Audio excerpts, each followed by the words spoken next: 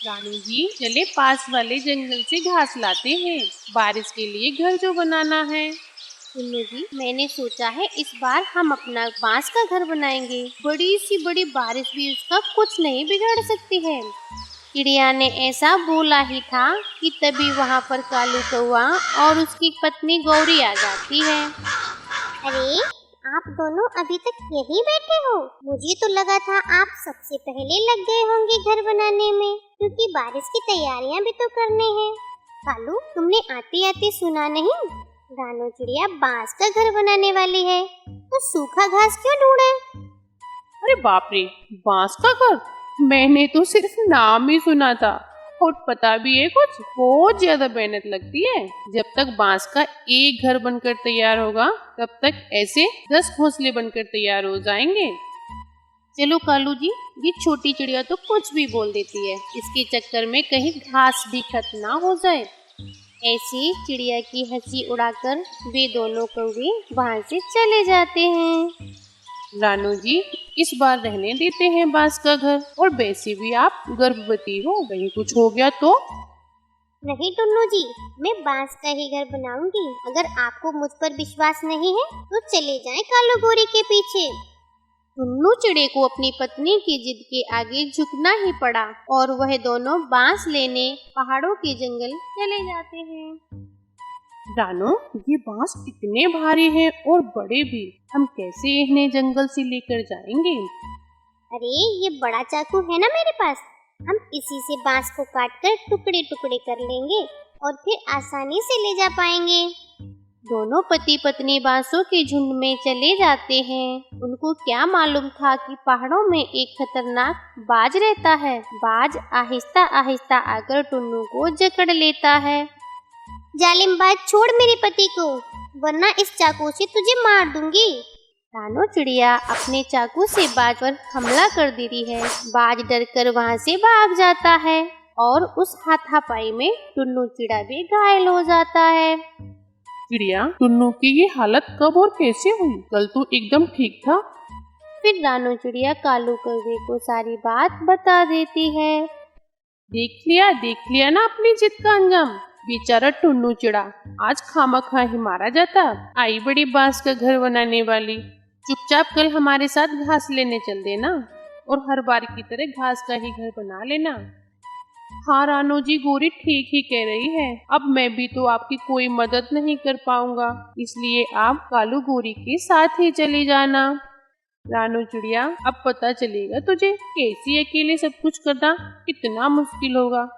ऐसे कहकर गोरी और कालू अपने घोंसले में चले जाते हैं। सुबह हो जाती है। रानू तो अपने घोंसले में नहीं थी क्योंकि वह बांसों के जंगल जा चुकी थी।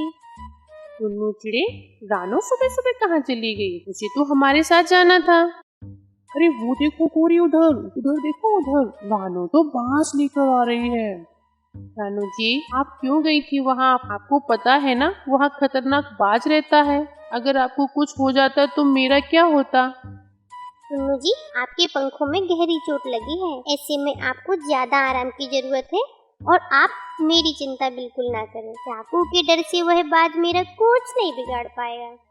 चले कालू जी, ये चिड़िया तो पागल हो गई है। कल अपने पति को मरवा देती और आज खुद ही मर जाती।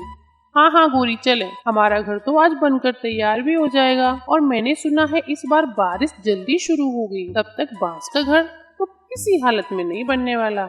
ऐसे कहते हुए कालू गोरी वहाँ से चले जाते हैं। देखा रानू जी, कैसी बातें करके गए हैं ये दोनों। मुझे जरा भी अच्छा नहीं लगा। अगर मैं ठीक होता तो मिलकर घर बांस का हम दोनों ही बनाते। इतना सारा काम आप अकेले कैसे कर पाओगी?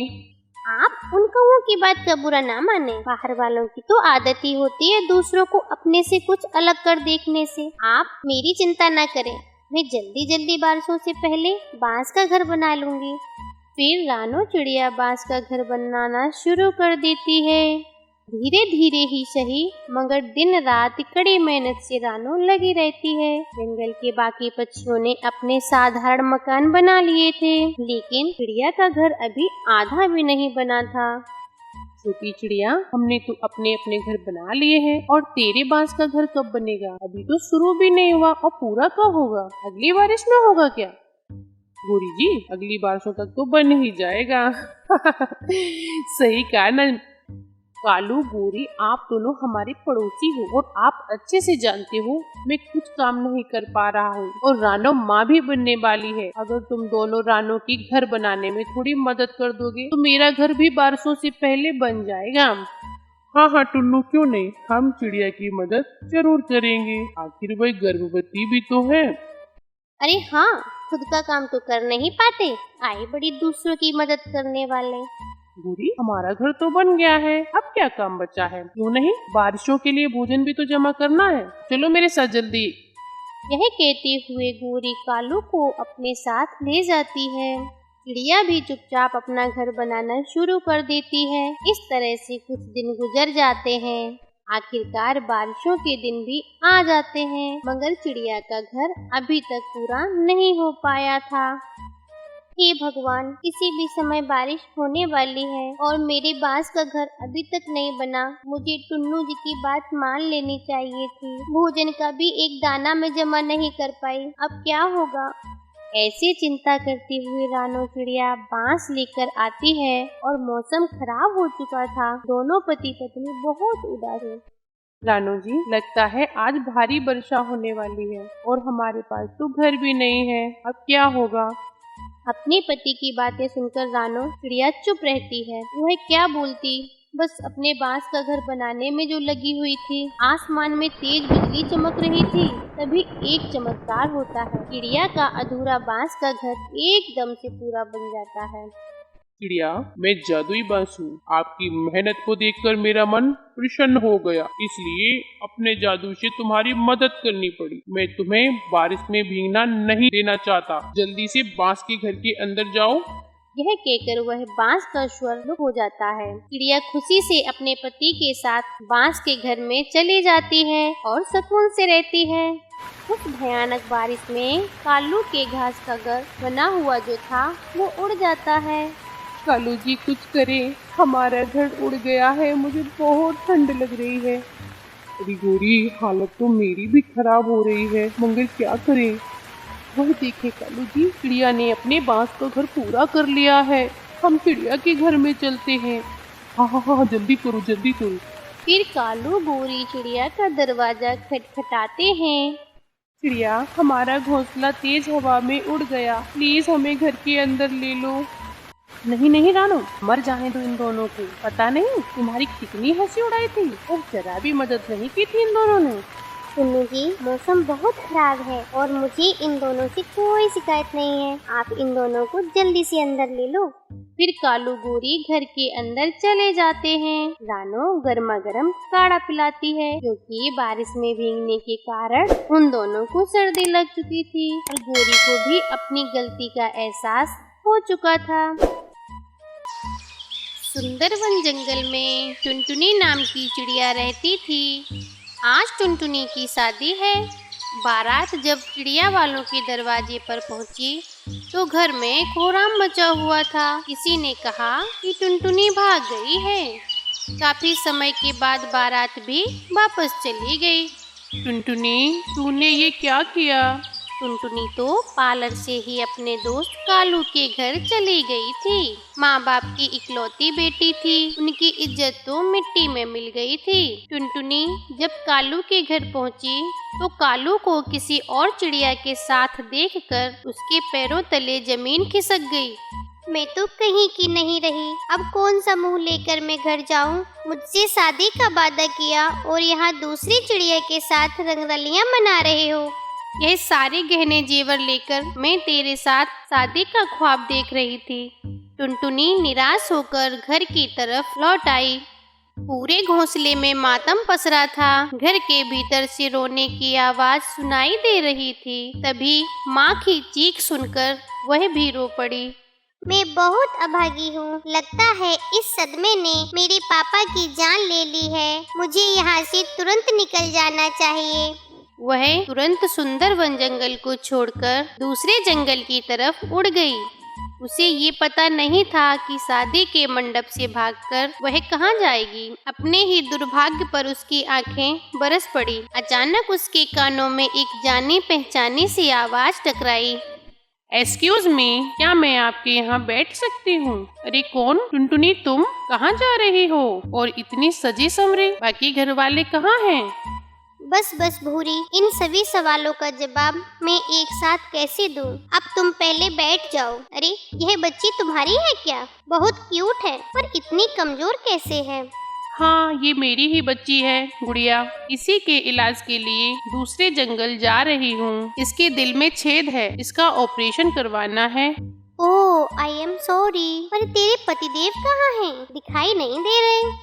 टुनटुनी, मेरे पति इस दुनिया में नहीं रहे। हमने उनकी माता पिता की इच्छा के विरुद्ध कोर्ट मैरिज की थी। वह लोग ना हमें आशीर्वाद देने आए और ना ही हम कभी उनके पास गए। ओहो, यह तो बहुत दुख की बात है। वैसे तुम बताओ, कहाँ जा रही हो? टुनटुनी ने भूरी को सब बता दिया। अच्छा, तुम रो मत, मेरे साथ ही चलो। मेरे ससुर जी बहुत रईस कौआ हैं। उनके कई कारखाने हैं, कहीं ना कहीं तुम्हें काम मिल ही जाएगा। वाह, थैंक यू यार भूरी। मैंने MBA किया है। इसी साल मैं अपनी मर्जी से शादी करना चाहती थी, पर मम्मी पापा ने अपने आगे मेरी एक भी न सुनी। मजबूर होकर मुझे घर से भागना पड़ा, पर शायद मम्मी पापा सही थे। टुनटुनी की आंखों से आंसू गिरने लगे थे। टुनटुनी, रोना बंद करो। मैं भी पहली बार ही अपनी ससुराल जा रही हूँ। जब मेरे ससुर जी ने टुन्नू के मरने की खबर सुनी तो उनका सारा गुस्सा पानी हो गया। उन सभी ने तो मुझे और मेरी बच्ची को देखा भी नहीं है। उन लोगों ने ही पत्र लिखकर मुझे बुलाया है। बहुत देर तक बातें करते करते दोनों नदी किनारे ही सो गईं। तभी अचानक एक तूफान आ गया। चारों तरफ अफरा तफरी मच गई। तेज हवा से एक डाल सीधा भूरी के ऊपर जा गिरी। उसके माथे से खून की धाराएं बह रही थीं। टुनटुनी, मेरी एक मदद कर दो। मैं शायद जिंदगी और मौत से जूझ रही हूँ। मेरे पास समय नहीं है। प्लीज मेरी बच्ची को उसके दादा और दादी के पास पहुँचा देना और तुम उसकी माँ बनकर ही वहीं रहना। उन लोगों ने मुझे नहीं देखा, वह मुझे शक्ल से नहीं जानते। यह कहते कहते भूरी की आंखें बंद हो गईं। टुनटुनी को रोते रोते हिचकियां आ रही थीं। अब मैं क्या करूं? भूरी को छोड़कर कैसे जाऊं? उसने गुड़िया को सीने में जोर से भींच लिया और भूरी के बताए हुए पते पर पहुंच गई। घर नहीं, वह तो पूरी हवेली थी। टुन्नू के पिता कड़कनाथ सेठ ने उसे देखते ही कहा, आओ भूरी, हमें माफ कर दो। हमसे बहुत बड़ी गलती हो गई। जो हमने इतने दिनों तक अपने बच्चों से दूरी बना रखी थी, ऊपर वाले ने हमें उसकी सजा दे दी है। टुन्नू की माँ सुंदरी देवी ने उसे गले लगा लिया और कहा, लाओ, बच्ची को मुझे दे दो। अरे कलावती, भूरी भाभी का सामान टुन्नू के कमरे में रखवा दो। भाभी को उनका कमरा दिखा दो। टुनटुनी इस नए घर में बहुत असहज महसूस कर रही थी, पर कठपुतली की तरह सभी हाँ में हाँ मिलाती रही। कमरे में जाकर वह टुन्नू की तस्वीर के आगे खड़ी होकर फूट फूट कर रो पड़ी। आप मुझे माफ कर दीजिए। मैं आपको नहीं जानती, पर आपकी बच्ची के लिए और अपने ठिकाने के लिए आपकी विधवा का रूप धारण करना पड़ा। भूरी की भी यही इच्छा थी, लेकिन मैं आपकी भूरी विधवा बनकर कब तक रह पाऊंगी? इस झूठ का पर्दा फाश तो कभी हो गई, तब मैं क्या मुंह दिखाऊंगी? यह सोचते ही उसका कलेजा मुंह को आ गया। तभी दरवाजे पर सुंदरी देवी को देखकर उसने उन्हें कमरे में आने को कहा। बेटी, हमने जब टीवी में समाचार सुना कि जंगल में तेज तूफान और बारिश ने कहर बरसा रखा है, तो सारी उम्मीदें ही खत्म हो गई थी। पर तुम्हें देखकर नया जीवन मिला। चलो खाना खा लो और आराम कर लो। सुबह डॉक्टर के यहाँ भी तो जाना है गुड़िया को दिखाने। जी माँ जी। उसको वहाँ रहते हुए 1 साल हो आया। अब समय आ गया कि मैं इन लोगों को सच्चाई बता दूं। किसी इंसान को कब तक धोखे में रख सकते हैं? यही सोचकर वह सास के कमरे की तरफ बढ़ गई। तभी सास की आवाज उसके कानों में पड़ी। मैं इतनी बड़ी बात कैसे कह सकती हूँ? अगर वह नहीं मानी तो एक बार कहकर तो देखो। उसकी मर्जी के बिना हम कुछ नहीं कर सकते। देव कबूतर ने खुद ही मुझसे कहा और उसने ही शादी का प्रस्ताव रखा है। वह टुन्नू का ही तो दोस्त है। टुनटुनी ने जब ये बात सुनी तो उसके आंखों में आंसू आ गए। वह तुरंत अंदर चली गई। बाबूजी, माँ जी, मैं आप दोनों से कुछ कहना चाहती हूँ। बोलो बेटी। गुड़िया भी पूरी तरह स्वस्थ हो गई है माँ। अब आप लोगों को मैं धोखे में नहीं रख सकती, पर क्या बोलूं। टुनटुनी ने शुरू से लेकर अंत तक सारी बात बता दी। सब कुछ सुनने के बाद, बेटी, यह तुम्हारा बहुत बड़ा बलिदान है। तुमने हम लोगों को ऐसे समय में सहारा दिया जब हम बिल्कुल बेसहारा हो चुके थे। एक तरफ टुन्नू की मौत और दूसरी तरफ भूरी की मौत का समाचार सुनकर शायद हम दोनों टूट ही जाते, पर तुम्हारे उस झूठ ने हमें जीवन दान दिया है। यह सच है कि इतने दिनों तक तुम हमारे घर में विधवा बहू बनकर रही, पर अब हम तुम्हारी शादी करके अपने हाथों से विदा करेंगे। टुनटुनी ने दोनों के पैर छूकर आशीर्वाद लिया। उसकी शादी देव कबूतर से हो गई। अब उसका जीवन खुशियों से भर गया था।